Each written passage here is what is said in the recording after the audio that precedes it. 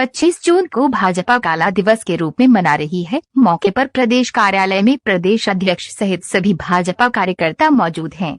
BJP प्रदेश अध्यक्ष दीपक प्रकाश ने कहा कि 25 जून 1975 को आपातकाल की घोषणा हुई थी।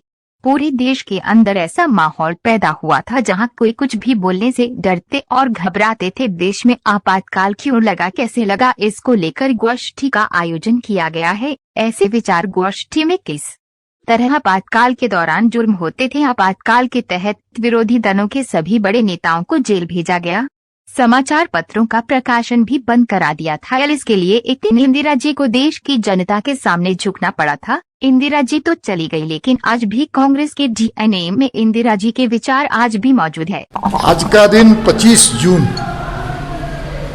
एक काला दिवस के रूप में हम सब मनाते हैं। हम जानते हैं कि 1975 में आपातकाल लगाया गया था और आपातकाल लगाकर लोगों के लोकतांत्रिक अधिकारों को हनन ही नहीं किया गया था, बल्कि खत्म किया गया था। ऐसे 1 लाख से ऊपर लोगों को कैद में रख दिया गया था। मीसा और डीआईआर के अंतर्गत लोगों को जेल में रखा गया और लोकतंत्र पर हम कह सकते हैं कि खतरे ही नहीं बल्कि लोकतंत्र को कैद किया गया था।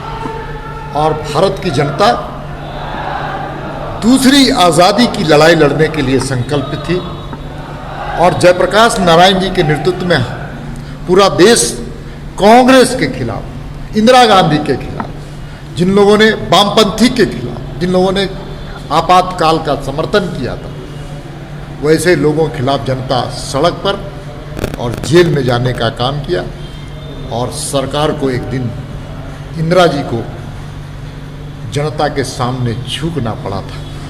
आज भी वो परिस्थितियां हम कह सकते हैं कि कांग्रेस के लोग आज, इंदिरा जी तो चली गई हैं, लेकिन उनके डीएनए के रूप में कांग्रेस आज जीवित है। और कांग्रेस जब भ्रष्टाचार के मामले में जब लड़ाई चली थी तो भ्रष्टाचार, महंगाई, बेरोजगारी के सवाल पर, राइट टू रिकॉल के मामले पर, आज कांग्रेस के लोग उसी लोकतंत्र की दुहाई दे रहे हैं जिन लोगों ने 1975 में लोकतंत्र की हत्या की थी। इसलिए जनता को इन सारी चीज़ों को हम सब लोग स्मरण करा रहे हैं और कांग्रेस के जो काले चेहरे हैं 1975 में लगे थे।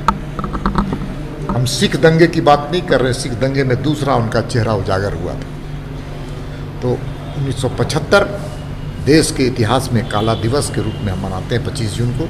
और पूरे झारखंड में इस प्रकार की संगोष्ठियाँ करके नए जो हमारी पीढ़ी है उन पीढ़ी को भी हम स्मरण करा रहे हैं कि देश में एक ऐसा समय भी आया था कि देश लोकतंत्र के लिए छटपटाहट थी और इंदिरा गांधी और कांग्रेस के लोग दमन कर रहे थे और उस दमन के खिलाफ देश के लोग लड़े थे जयप्रकाश जी के नेतृत्व में, आडवाणी जी के नेतृत्व में, अटल जी के नेतृत्व में। और आज कह सकते हैं कि देश में लोकतंत्र ही नहीं, लोकतंत्र आज मजबूत हुआ है। बहुत बहुत धन्यवाद।